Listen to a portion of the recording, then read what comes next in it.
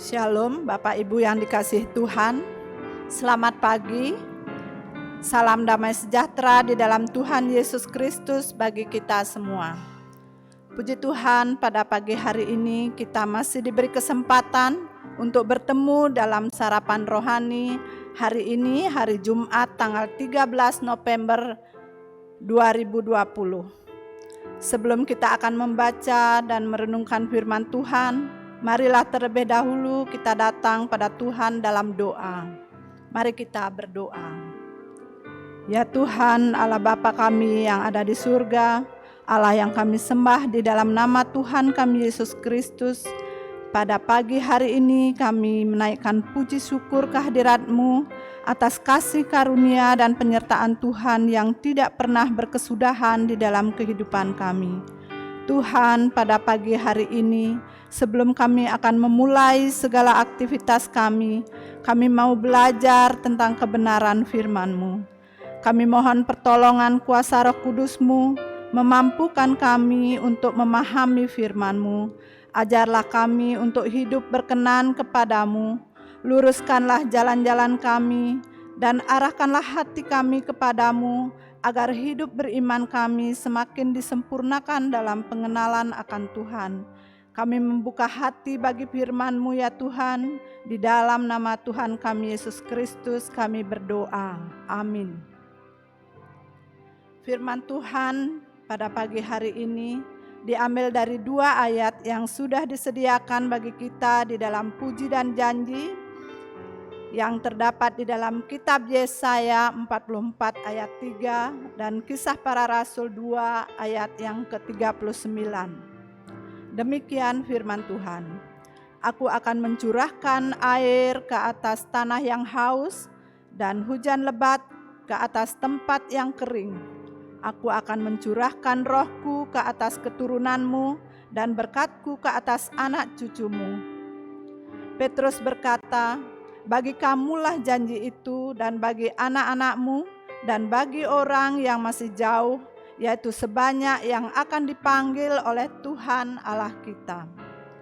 Bapak, Ibu, dan saudara-saudara yang dikasihi oleh Tuhan, perenungan firman Tuhan hari ini saya berikan tema janji penyertaan Tuhan. Pesan firman Tuhan yang kita baca hari ini disampaikan oleh Nabi Yesaya ketika bangsa Israel berada dalam pembuangan di negeri Babel.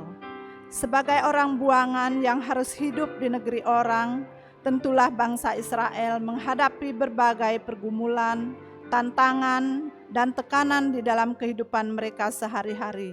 Atau dengan kata lain, mereka hidup dalam tekanan dan harus menyesuaikan diri dengan budaya yang ada di negeri di mana mereka dibuang. Hal ini tentulah sangat mempengaruhi hidup beriman bangsa Israel, karena di negeri di mana mereka harus hidup tiap hari adalah negeri yang penduduknya tidak menyembah Tuhan sebagai Allah mereka. Dapat kita bayangkan bagaimana kehidupan bangsa Israel waktu itu. Mereka harus berbaur dan dalam kehidupan dan budaya negeri itu, dan akhirnya mereka hidup dalam dosa penyembahan berhala, melupakan Tuhan yang sudah begitu mengasihi mereka. Tetapi walaupun demikian, Allah tetap peduli kepada umat yang sangat dikasihinya. Itulah sebabnya Dia mengutus Nabi Yesaya untuk mengingatkan bangsa Israel agar mereka bertobat dan kembali kepada Allah mereka. Melalui firman-Nya, Tuhan Allah berjanji bahwa Ia akan mencurahkan ke atas tanah yang haus dan hujan lebat ke atas tempat yang kering. Allah akan mencurahkan roh-Nya ke atas keturunan Israel dan berkat-Nya ke atas anak cucu mereka. Sekalipun sebagian besar Israel merupakan bangsa yang murtad pada zaman Yesaya, namun Allah tetap mencari mereka dan mau mencurahkan berkat yang berlimpah bagi kehidupan umat-Nya, di mana Ia menantikan pertobatan dan menjanjikan pemulihan hidup umat yang dikasihinya.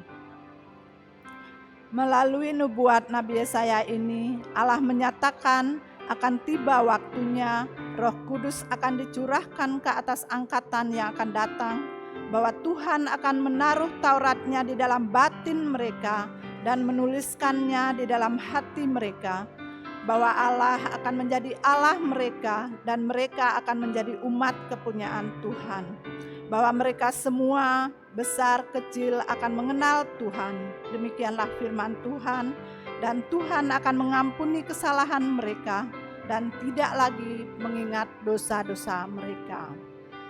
Bapak, Ibu, dan saudara-saudara yang dikasihi oleh Tuhan, apakah yang bisa kita pelajari dari pengalaman beriman bangsa Israel ini?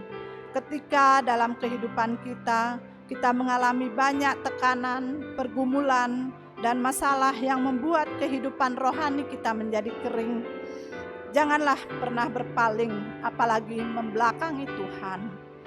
Tetaplah arahkan pandangan kepada Tuhan dan berharaplah hanya kepadanya, sebab hanya Tuhanlah yang sanggup memberi kelegaan kepada kita. Pesan Tuhan yang disampaikan oleh Nabi Yesaya ini bukan hanya ditujukan untuk memanggil umat Israel dan keturunannya agar kembali kepada Tuhan untuk menerima penyataan janji pemulihan bagi umat Israel, tetapi juga ditujukan kepada setiap kita yang percaya, yang mau taat dan setia melakukan firman-Nya.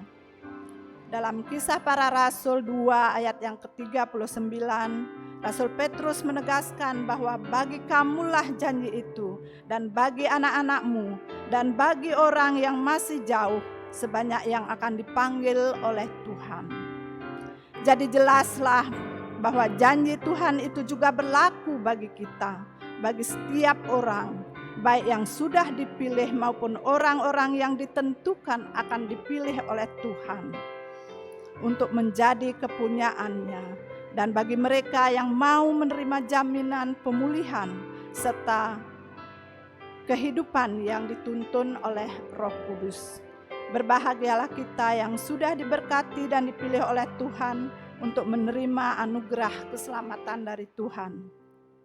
Bapak Ibu yang dikasihi Tuhan, sesungguhnya tidak ada yang perlu disangsikan lagi.